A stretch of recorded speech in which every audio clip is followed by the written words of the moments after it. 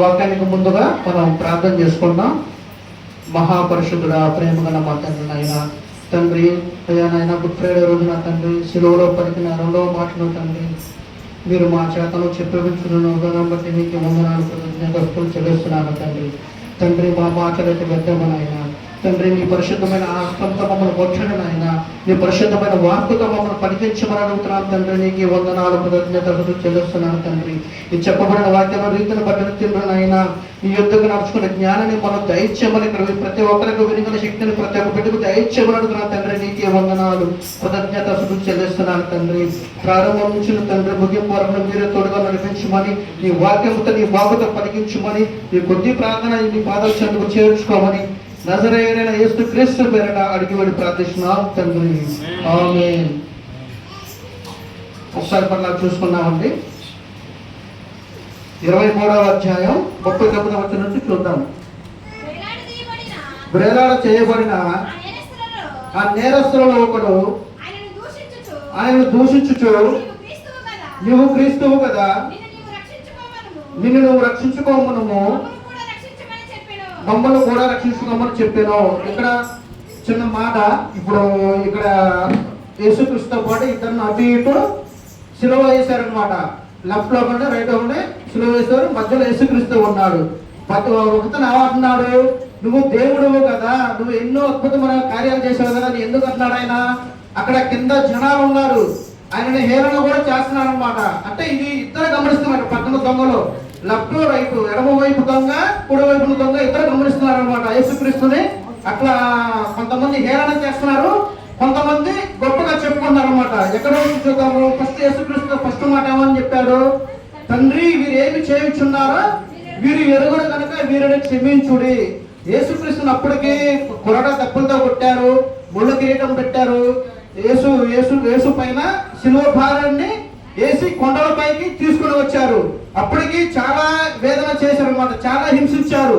అయినా మళ్ళీ ఏం చేశారు, మూడు మ్రేకల మధ్య వ్రానాడు తీసి శిలువగా నిలబెట్టారు. నిలబెట్టినప్పుడు అప్పుడు తండ్రి ఏమన్నాడు, యేసుక్రీస్తు ఏమన్నాడు, తండ్రి వీరు ఏమి చేయుచున్నారో వీరు ఎరగరు కనుక వీరిని క్షమించుడి అని చెప్పేసి అన్నప్పుడు అందులో ఒక దొంగ మాటని గమనించాడు.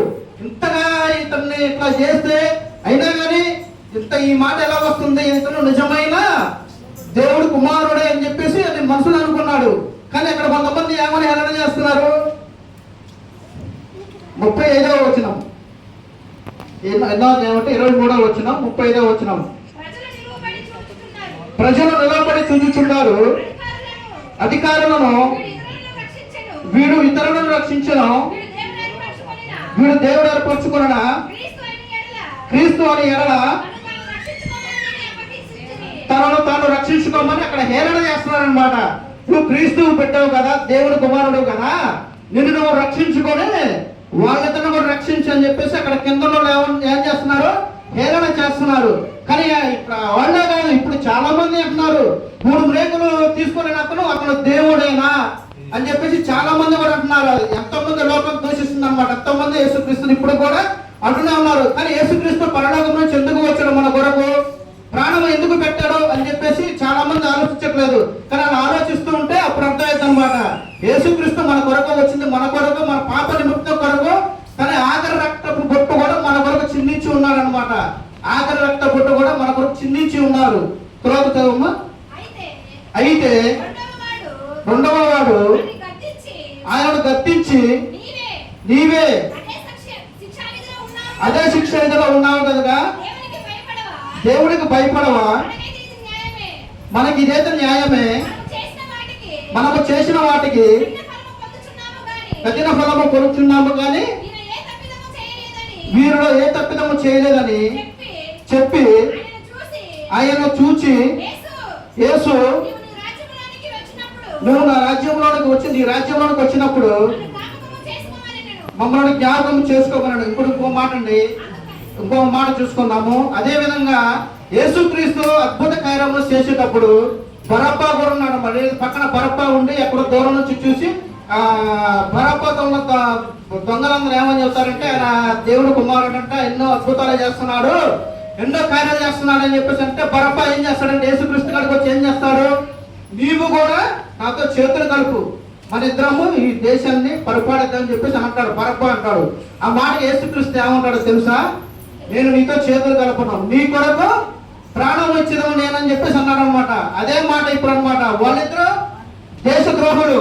ఇప్పుడు దేశద్రోహులు కాకపోయినా కానీ యేసుక్రీస్తు దేశద్రోహుడు అని చెప్పేసి నిందించి సిలువ వేశారనమాట. బరబ్బా అప్పుడు అది గుర్తు చేసుకుంటాడు. అదేవిధంగా బరబ్బాని ఆ రోజే రిలీజ్ చేస్తారు. యేసుక్రీస్తుని సిలువ వేసే ముందు రోజే బరబ్బాని వదిలిపెట్టండి, యేసుక్రీస్తుని సిలువ వేయని చెప్పేసి అక్కడ చాలా మంది అరుస్తూ ఉంటే నా యాజకుడు ఏమంటాడంటే ఇంక మీ ఇష్టం అని చెప్పేసి వదిలేస్తాడు అనమాట. తర్వాత ఆలోచిస్తాడు బరబ్బా, ఈ విధంగా రోజు నన్ను ఈ విధంగా అన్నాడు, నాతో చెయ్యి కలపమంటే కలపలేదు, నా కొరకు ప్రాణం ఇస్తున్నాడు అని చెప్పేసి బరబ్బా ఆలోచించి యేసు నా కొరకు వచ్చినావుదేమని చెప్పేసి ఆయన ఎంతో బాధపడుతూ ఉంటాడనమాట. అక్కడ మనం చూసుకుంది ఒక మాట, ఆయన ఒక దొంగతో ఇంకో దొంగ ఏమంటాడు, ఇది మనకైతే సాధ్యమే, ఇది మనము అనేకమైన తప్పిదము చేశాము, అనేకమైన దొంగతనం చేశాము, ఎంతో మందిని చంపాము, ఎన్నో విధంగా చేశాము, మనకి ఇది సాధ్యమే, కానీ ఆయనలో ఏ తప్పిదము లేదు అని ఇప్పుడు సిలువ వేసినా ఉన్నా కానీ తండ్రి వీరేమి చేయుచున్నారు, వీరు నన్ను క్షమించడం చెప్పేసి వాళ్ళని క్షమించమని తండ్రిని ప్రార్థిస్తున్నాడు. ఆయన ఎంత గొప్ప దేవుడు అని చెప్పేసి అనుకొని ఎదుటి తిడతాడు, నడుస్తాడు. ఇది మనకు సాధ్యమే, మనము దొంగతనం చేశాము, కానీ ఈయనకి ఇది సాధ్యము కాదని చెప్పేసి ఆయన బాధపడుతూ ఆయన అప్పుడే సిలువ పైన ఉన్నప్పుడు తను ఏమంటాడంటే, తండ్రి నీ రాజ్యంలోకి వచ్చినప్పుడు మమ్మల్ని జ్ఞాపకం చేసుకోమని చెప్పేసి ఆ దొంగ అంటాడు అనమాట. అన్నప్పుడు యేసుక్రీస్తు ఏమంటాడు, దేవుడు నీవు నాతో కూడా పరదేశంలోకి వచ్చి ఉన్నామని ఒకసారి చూసుకున్నాము. ఆయనను చూసి యేసు మేము నీ రాజ్యంలోకి వచ్చినప్పుడు నన్ను జ్ఞాపకం చేసుకోమని, అందుకైనా వారితో నేడు నీవు నాతో కూడా పరదేశం ఉందని నిశ్చయముగా నీతో నేను చెప్పుచున్నాను. చూసారా, యేసుక్రీస్తు వచ్చింది ఎందుకు భూమిపైకి? ఆత్మలను రక్షించడానికి వచ్చాడు. ఆఖరికి ఆయన మరణము వృక్షంలో ఉన్నా కానీ ఒక ఆత్మను రక్షించాడు. ఇక్కడ భూమిపైకి వచ్చి అనేకమైన ఆత్మలను రక్షిద్దామని చెప్పేసి యేసుక్రీస్తు భూమిపైకి వచ్చాడు. రాజాకి రాజు మన కొరకు భూమిపైకి దిగి వచ్చి మన కొరకు ప్రాణము అర్పించుతూ ఆఖరి క్షణంలో ఉన్నా కూడా ఒక ఆత్మను రక్షించాడనమాట. మరి ఇప్పుడు మనము దేవుని బిడ్డలాగా నడుస్తున్నాము, దేవుని లాగానే ఉండాలి. మనము కూడా ఎంతో కొంత ఎదుటోళ్ళకి వాక్యం చెప్పి ఎదుటి వాళ్ళని మార్చాలని చెప్పేసి మనము కూడా అనుకోవాలి. మన కొరకు ఇచ్చి ఉన్నాడే, మరి మన కొరకు ప్రాణం ఇచ్చి ఉన్నాడని చెప్పేసి యేసుక్రీస్తు ఉన్న మాటలు చెప్పి అట్లా ప్రతి ఒక్కరు చెప్పి మనకు తెలిసినంత వరకు చెప్పుకొని మనం మార్చుకోవాలన్నమాట. మన ఎదుటోళ్ళం కూడా ఒకసారి మనం చూసుకుందాం. ఏమన్నాడు, మనకైతే ఇది సాధ్యమే కానీ యేసుక్రీస్తుకి సాధ్యం కాదన్నాడు. యేసుక్రీస్తుని ఏమన్నాడు, నువ్వు నాతో కూడా పరదేశంలో ఉందని చెప్పేసి అన్నాడు అనమాట. ఆ దొంగని అప్పుడు క్షమించి నేడు పరదేశంలో తీసుకుని పోయాడు అనమాట. ఈ కొద్ది వాక్యం దేవుడు దీవించును గాక. ఆమేన్.